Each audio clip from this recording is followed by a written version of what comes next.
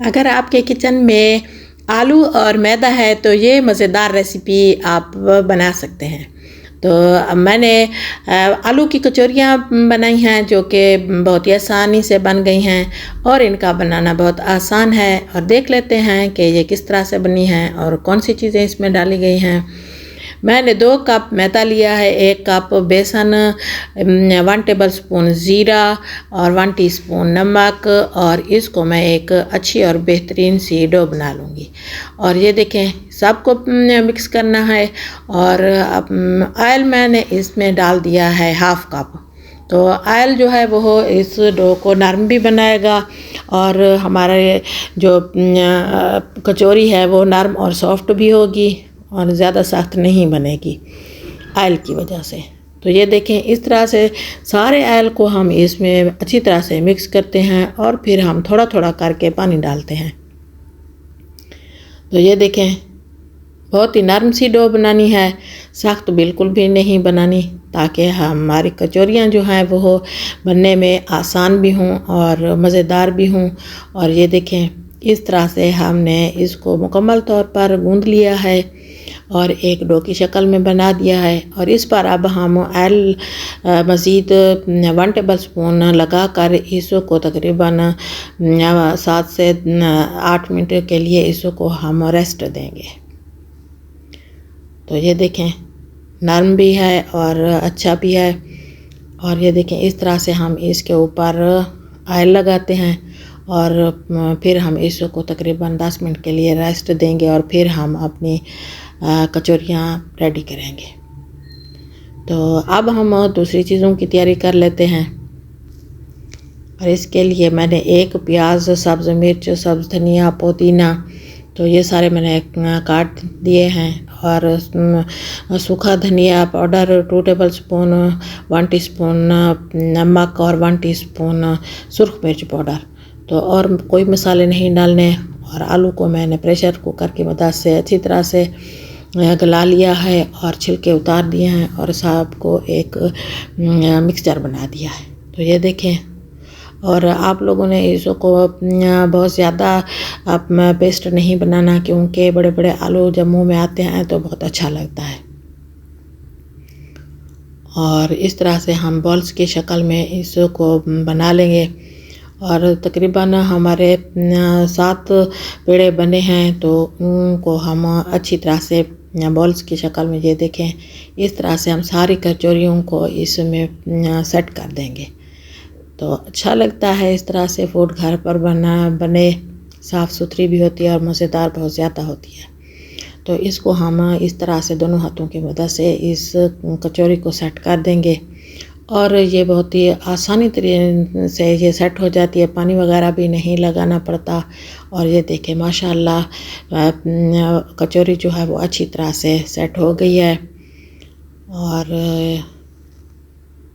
इसी तरह से हम सारी बॉल्स को रेडी कर लेंगे और फिर करते हैं फ्राई, और मज़ेदार भी है। ये देखें, आलू के मिक्सचर को आप यहीं पर चाख लें। अगर आपको लगे कि नमक मिर्च कम है तो दोबारा भी डाल सकते हैं, लेकिन ये बिल्कुल परफेक्ट है और मज़ेदार है। तो ये देखें, इस तरह से हम दोनों हाथों की मदद से फैला लेंगे और फिर हम इसमें ये मिक्सचर बॉल रख कर कचौरी को सेट कर देंगे।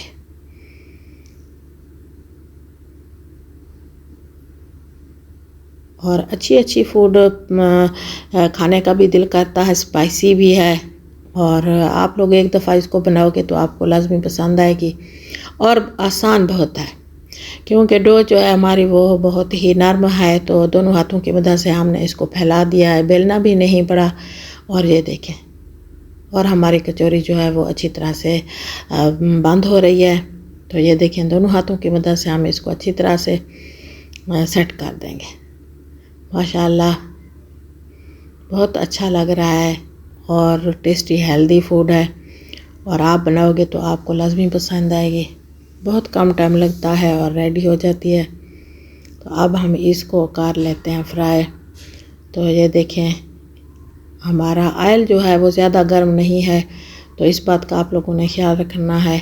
और फ्लेम भी आपने स्लो रखनी है, ये ना हो कि ज़्यादा ऑयल गर्म हो और हमारी कचौरी जो है वो जल जाए। तो आहिस्ता आहिस्ता फ्लेम पर इसको आपने बनाना है। तो ये देखें बेहतरीन हमारी कचौरी रेडी हो रही है। ये बिल्कुल भी नहीं टूटती, तो इस बात का आप लोग बिल्कुल फ़िक्र ना करें कि ये खुल जाएगी तो सारा मिक्सचर बाहर आ जाएगा, ऐसा बिल्कुल भी नहीं होगा। और बहुत ही अच्छा और बेहतरीन कलर भी आ रहा है।